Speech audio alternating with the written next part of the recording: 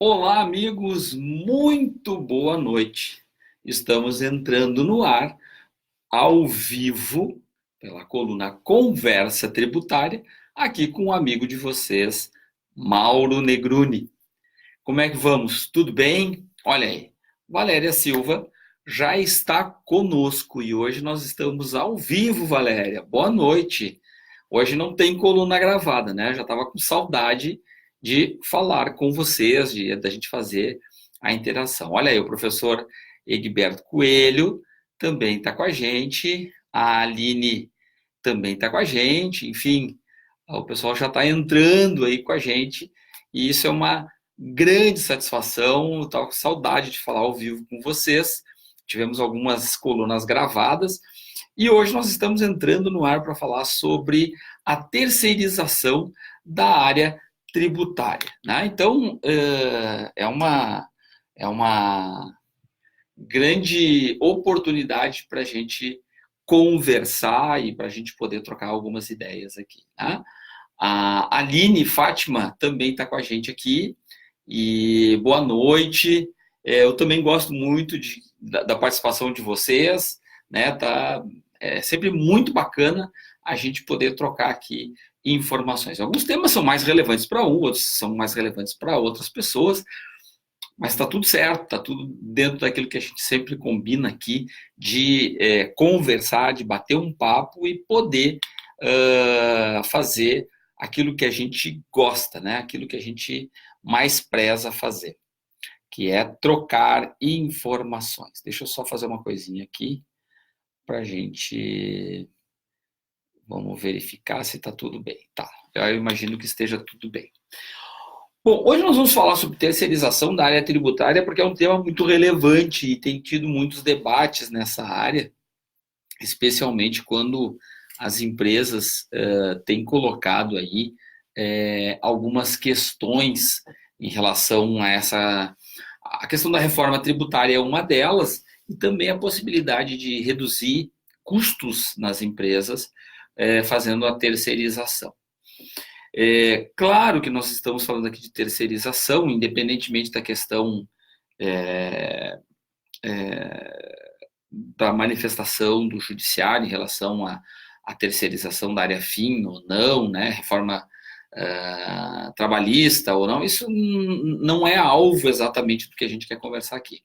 Mas de ordem prática, a gente quer conversar sobre a questão de quais benefícios e quais os riscos que eu assumo quando eu terceirizo. Então, a ideia é fazer isso. Como a gente teve uma experiência aqui na Decision de fazer esse trabalho de terceirização, então eu resolvi falar sobre isso hoje, até por conta de algumas coisas que eu li, que eu estou acompanhando, né, sobre malha da pessoa jurídica e assim por diante. Então eu fico pensando assim, puxa vida, como é que pode algumas empresas que têm um porte razoável estarem envolvidas com situações tão peculiares, né? tão características de seus negócios e que, portanto, poderiam estar melhor calcados em algumas estruturas, né? Olha aí a professora Rosângela Florzak, minha parceira, minha paixão, está aqui também assistindo com a gente, né? A Lidiane Sequela, acho que é assim que se diz, né? Lidiane Sequela também está com a gente aqui também. Show de bola. Muito obrigado pelo carinho de todos vocês, especialmente da minha amada Rosângela. Olha só, então assim, a gente falando sobre as questões de terceirização, a gente sempre remete para alguma coisa que eu acho que está de pano de fundo e muitas vezes isso não é tão claro, né? Primeira coisa que a gente deve pensar quando a gente vai fazer um processo de terceirização, seja lá do que for, mas especialmente na área tributária, onde tem altíssimos valores envolvidos, geralmente são valores altos, né? Porque a carga tributária brasileira é bastante alta, então se a gente pegar uma empresa de faturamento médio, já vai dar um valor significativo quando a gente pensa em 5 anos, que é o tempo que eu tenho para pensar sobre a o efeito, né, o efeito temporal da minha terceirização. Então, vamos lá. Primeira coisa que eu preciso pensar. Terceirização significa que eu vou terceirizar a operação. Eu, particularmente, não defendo, eu sei que tem algumas empresas que topam assumir propriamente o risco da operação. Eu não defendo esse modelo, porque acho que a terceirização não é um seguro. Eu não faço um seguro, eu não contrato um serviço de seguro à prova de erro. Por quê? Porque mesmo que a gente utilize robôs, mesmo que a gente automatize processos, mesmo que a gente coloque toda a parametrização, por exemplo, no cálculo do imposto de renda, que eu não vou fazer através de uma planilha, como muitas empresas fazem, empresas que faturam milhões, eu conheço empresas que faturam mais de bi e faz cálculo do IRPJ mensal em cima de planilha. Mas tudo bem, cada empresa sabe lá do seu risco, né? Agora, não é comum a gente pensar que algo tão importante, tão significativo, eu vou contratar, eu vou terceirizar a minha responsabilidade de gestor da área tributária para uma empresa terceira. Então, eu particularmente defendo, eu sei que tem pessoas que têm opiniões divergentes da minha, e está tudo certo, né? Mas eu coloco aqui aquela que eu defendo, né? Que e não deixo de mencionar quem pensa ao contrário de mim, que eu não vou pensar como um seguro, eu não estou contratando um seguro, eu não estou fazendo um seguro ao contratar um serviço de terceirização da operação da área tributária, eu não estou fazendo um seguro de responsabilidade. Como o contador que tem escritório de contabilidade faz o seguro de responsabilidade, que é uma forma de amenizar, não impede o erro, o seguro, inclusive não impede acidentes, né? Como é o caso. Se faz o seguro pro teu carro, ele não impede que tu vá ter um acidente. O que ele faz eu vou ressarcir, vou repor o bem que fora danificado, ou vou reparar a saúde de alguém que se acidentou. Então, da mesma forma, eu vou pensar que quando eu contrato um serviço, é um serviço que eu faria, que eu contrato alguém para fazer. Este alguém que vai fazer esse serviço de uma forma provavelmente, e é o que se espera, mais segura, com mais conhecimento, com mais experiência, ou seja, mais know-how, tem mais tecnologia do negócio, propriamente, não estou falando só tecnologia de informática, né? Não estou falando só tecnologia de TI, eu estou falando de tecnologia também de conhecimento da área. E esse conjunto de fatores vão fazer com que o meu negócio fique mais protegido e, eventualmente, inclusive, há uma redução do custo. Por quê? Porque as coisas não são mágicas. A gente não vai colocar uma pessoa... não se trata de pegar uma pessoa que ganha 10 e botar uma pessoa que ganha 7. Não é isso.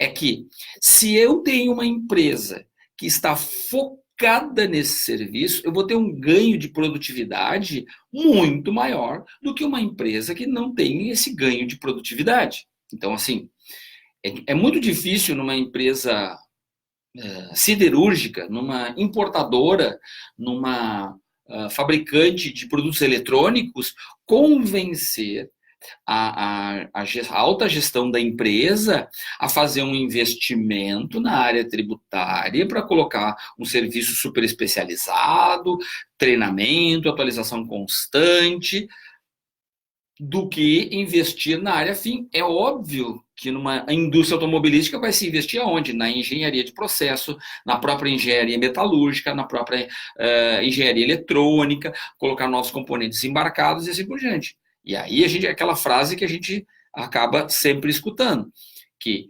a área tributária, a área contábil, acaba sendo um mal necessário. A gestão de recursos humanos é um mal necessário, porque eu quero os recursos humanos, então eu preciso ter gente que faça a gestão. Eu quero ter a operação, eu preciso ter alguém que faça a gestão eu quero ter a operação, né? Então eu tenho que ter faturamento, se eu tenho faturamento, eu tenho tributação, então eu vou fazer a gestão dessa tributação. Então, neste aspecto, a grande sacada da terceirização é colocar para uma empresa especialista que tem recursos e tem tecnologia para fazer o trabalho que eu faria dentro da minha empresa.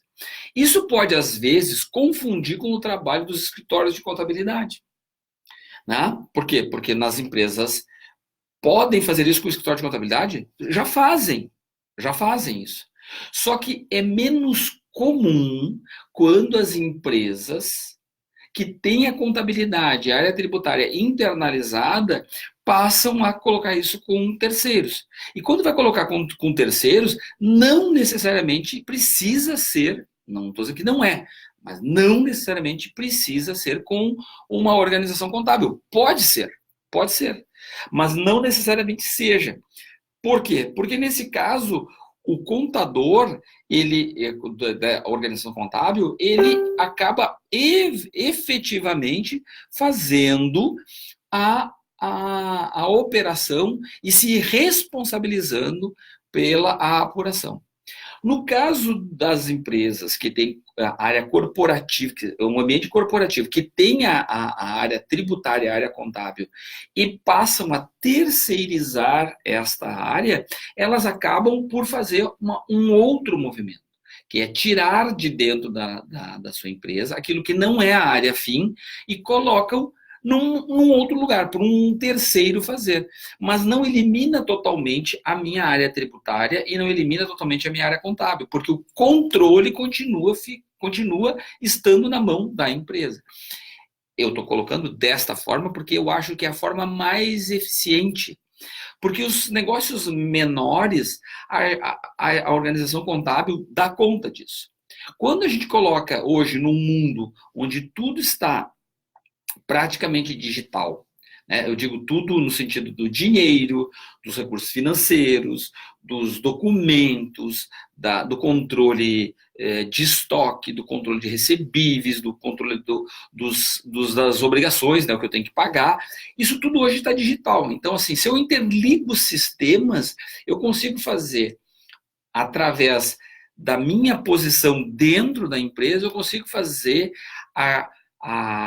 uma boa parte do trabalho terceirizado com alguém que é especialista, está atualizado, tem foco nesse trabalho e eu passo a ser um usuário deste esforço de apuração, de escrituração e de manutenção das informações de forma adequada para o meu negócio.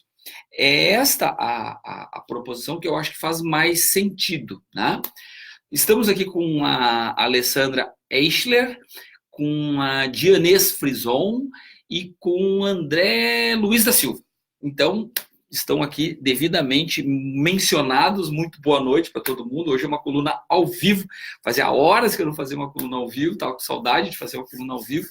E, então, gente, essa terceirização, ela passa por coisas do tipo assim, batimentos automáticos. Né? Então, assim, eu pego lá a minha ECF do mês, ou pego o meu cálculo do IRPJ do mês, pego o custo do mês, que eu vou declarar na ECF e vou fazer com uma ferramenta, não de forma manualizada, vou fazer a comparação daquelas informações que eu estou guardando para declarar na ECF anual, né?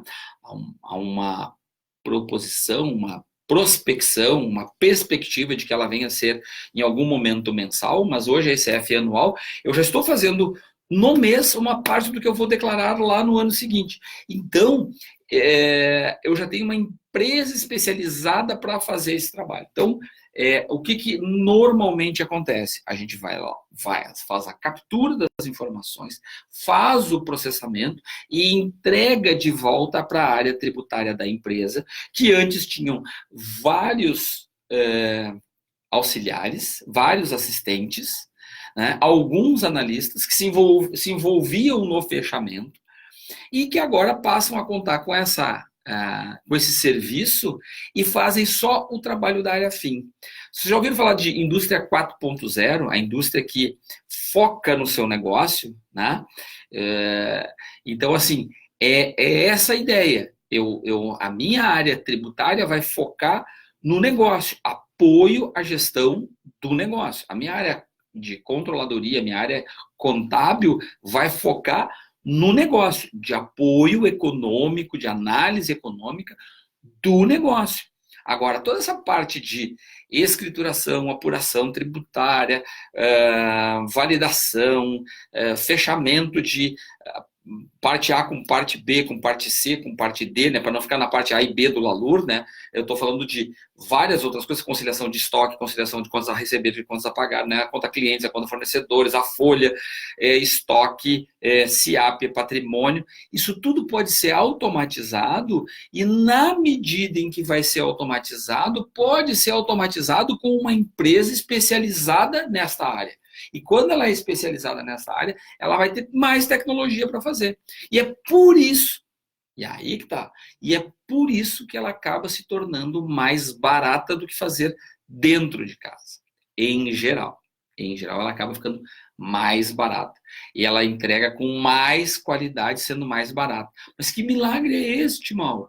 Não, é que a gente faz um trabalho especializado. Quando a gente faz um trabalho especializado, a gente fica mais craque naquele negócio, né? Ou fica menos vulnerável, ou fica menos suscetível a erros mais corriqueiros, vamos dizer assim, né? Por quê? Porque a gente já trilhou para um determinado cliente aquele caminho. Por exemplo, a gente vai fazer uma recuperação tributária de ICMS, substituição tributária em São Paulo. Bom, então a gente já sabe o que a gente tem que entregar, qual é a CAT que está valendo, enfim, a gente já tem este perfil, já trilhou este caminho uma vez na vida. A gente vai fazer uma recuperação de PIS e COFINS sobre ICMS, ou sobre, sei lá, que tipo de transação que a gente não tomava crédito. Bom, a gente já trilhou uma vez este caminho, a gente já sabe como aplicar este caminho. É por isso que acaba se tornando um pouco mais seguro, né? Muitas vezes muito mais seguro e um pouco mais barato. E é por isso que tem muitas empresas que contratam advogado fora, senão todas as empresas teriam advogados especialistas na área trabalhista, na área civil, na área societária, na área tributária, tem um conjunto de advogados enorme dentro da empresa e não usariam serviços terceirizados. É essa analogia que a gente faz. Só que, claro, no caso do advogado, ele ainda faz um assessoramento, que até a empresa que está fazendo a terceirização, o que a gente chama de BPO, né? O Business Process Outsourcing, então, ou seja, eu uso pessoas de fora, né? A ideia de outsourcing é que eu vou usar pessoas.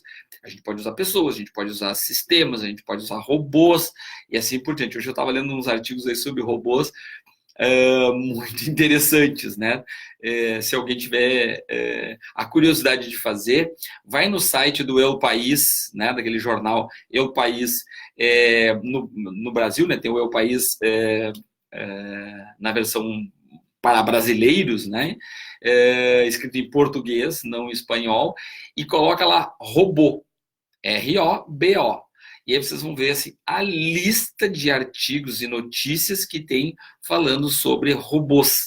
Muito interessantes, né? Algumas, e eu estou rindo porque algumas são muito engraçadas, né? Então, é bastante interessante. Aliás, sobre o robô, tem uma notícia também que saiu no... Onde é que saiu aquela notícia?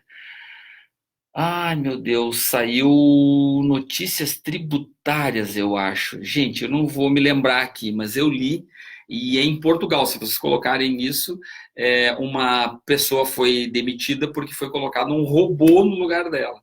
E a justiça achou por bem que a pessoa não poderia ser demitida, porque não era uma causa, não era uma motivação justa, né?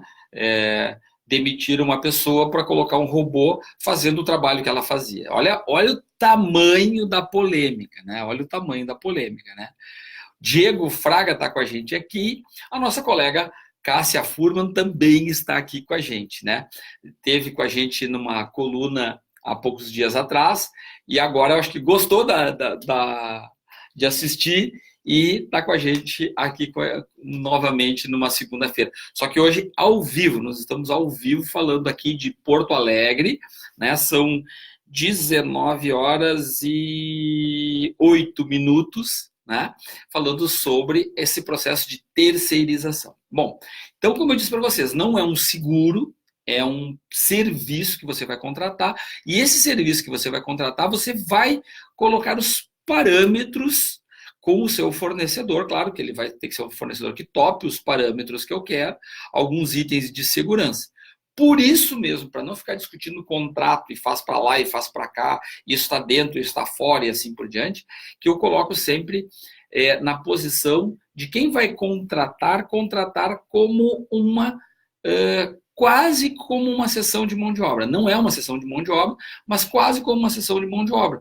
Por quê? Porque é um trabalho que eu faria e que eu vou colocar a operar fora.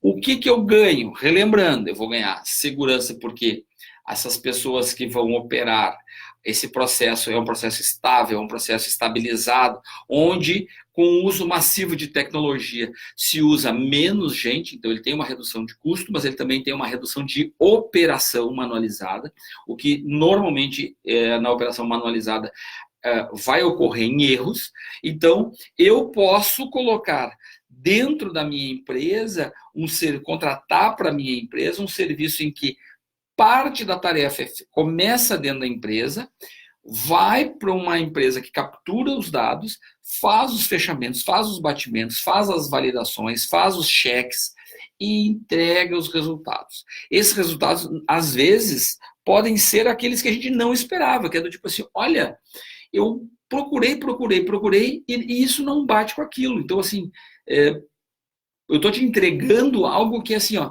tem um erro aqui dentro e eu não consigo descobrir qual é o erro porque eu preciso de mais informações. Aí, nesta hora, a equipe interna vai trabalhar junto com a equipe externa para poder juntos descobrirem o que é que aconteceu, o que é que está gerando alguma discrepância.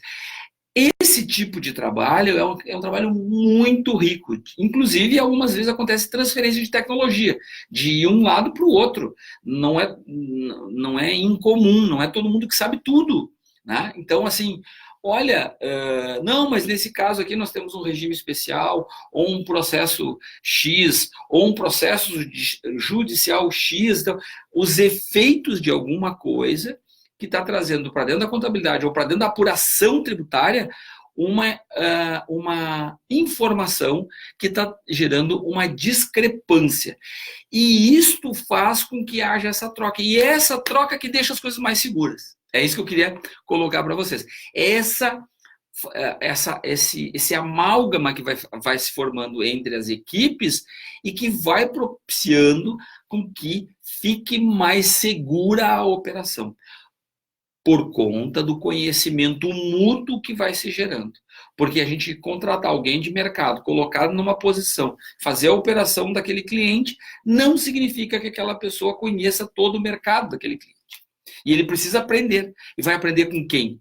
Com aquela empresa, com aquele cliente. Porque mesmo que ele conheça o segmento de supermercado, naquele cliente pode ter especificidades, e certamente vai ter, porque a gente não encontra duas empresas exatamente iguais, vão ter especificidades daquele negócio, daquela visão, dos valores da empresa, do tipo de operação, enfim, do mix de produtos. Várias podem ser as variáveis, várias variáveis que vão colocar um ingrediente novo nesta relação de teoricamente, reprodução de conhecimento. Né? Pega o conhecimento de uma e aplica na outra. Eu já tenho um cliente de supermercado, pega toda a minha tecnologia que eu tenho para o supermercado e aplica no outro. Não necessariamente vai dar certo, mas uma boa parte daquilo que já se descobriu com o primeiro cliente, com o segundo cliente, pode ser aplicado ao terceiro. Agora é uma questão de avaliação, de percepção, de risco, uma percepção de velocidade, uma percepção de controle, porque algumas empresas querem mais controle, outras menos controle, e assim por diante. E isto, gente, eu quero dizer uma coisa para vocês, olhando no olhinho de vocês, isto não tem robô que vai fazer, porque isto é da relação humana das pessoas. Tá? Aí o robô não se enquadra. O robô se enquadra para fazer o seguinte: eu tenho que ir lá e coletar um montão de informações, eu tenho que ir lá e processar um montão de informações. Para isso, o robô nos ajuda. Agora, nesta relação de discussão sobre conceitos, o robô praticamente não ajuda. Ajuda a fazer simulações, quero fazer do jeito A e do jeito B e avaliar o risco. Aí o robô ajuda. Mas a avaliação, quem faz são os humanos. É a inteligência humana, é a percepção humana que sabe que aquilo está para mudar, que aquilo não está para mudar, que aquilo vai permanecer, não vai permanecer e assim por diante. Então, a gente não deve, não vou dizer não pode, mas não deve achar que agora, e olha que nós somos produtores de robôs aqui na Decision, a gente com a robotização, a gente vai resolver todos os nossos problemas, inclusive de apuração tributária. Porque boa parte dos nossos problemas de apuração tributária dizem a qualidade do sistema que eu estou usando e também do tipo de suporte que eu recebo e de trocas que eu tenho com o meio externo. Quando a empresa é muito fechada, ela tende a se voltar para dentro de si e pensar sempre as possibilidades dentro da sua visão, do seu ecossistema. E quando a gente ultrapassa essa fronteira, a gente acaba vendo que tem outras possibilidades, que podem ser úteis ou não. Mas a gente acaba olhando para essas outras possibilidades. E isso é uma coisa que o BPO acaba trazendo. Porque, mas por que não se faz assim? Mas olha só, por que a gente não pode fazer, inverter esse fluxo? Ah, não pode inverter porque o fulano não sei o que. Tá, mas tu já sentou lá com o fulano e diz, olha, o benefício disso, disso e disso, a gente está propondo de uma forma nova. Me ajuda aí, vamos fazer junto. E tem uma coisa que é sagrada. Santo de casa faz muito menos milagre, ou pelo menos tem menos chance de fazer milagres satisfatórios do que os santos alheios, né? Então, consultor chega na empresa, o diretor para escutar, em geral. Funcionário quer marcar lá um horário com o diretor, acaba não conseguindo, e isso é quase que em qualquer empresa, não é isso? Então, assim, lá vem o fulano para falar, não, agora o fulano, o consultor aí tá aí, vamos dar atenção pro fulano, olha, o que ele falar aí, puxa, passa a ser, né? Então, isso é uma coisa que acaba acontecendo no meio, né? No andar da carruagem acaba acontecendo. Meus amigos, eu quero uma perguntinha aí, quem é que tem uma perguntinha para me fazer? Não tem pergunta? Não vai ter interação hoje? Cadê os perguntadores de plantão? As perguntadoras de plantão? Aí não tem ninguém aí com nenhum tipo de curiosidade? Quanto tempo leva para implementar? Quais são os problemas mais comuns? E assim por diante. Ninguém está afim de fazer esse tipo de perguntinha? Eu vou parar a nossa conversa por aqui, então, né? Porque acho que já estouramos o tempo e aí a gente já vai parar por aqui. Alguém tem alguma perguntinha? Eu sei que eu estou provocando aí, né? Então, daqui a pouco, pode ser que alguém se anime a fazer alguma pergunta aí, né?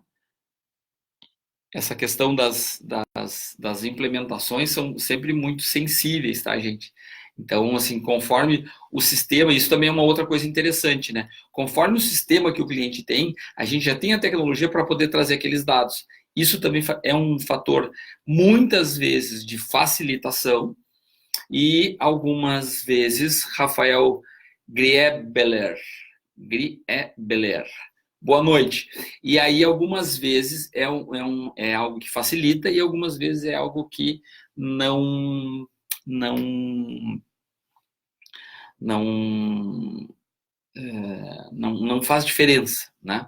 Mas na grande maioria das vezes facilita o nosso trabalho quando a gente vai fazer a interação com o sistema que a gente já conhece. Os principais RPs de mercado que a gente tem interação. Então a gente já sabe, olha, nesse sistema funciona desse jeito, no outro sistema funciona daquele outro. Então a gente já sabe que tipo de é, complementação de informação, que tipo de tratamento que a gente tem que dar nos dados para que isso fique bem escriturado, que fique escriturado a contento.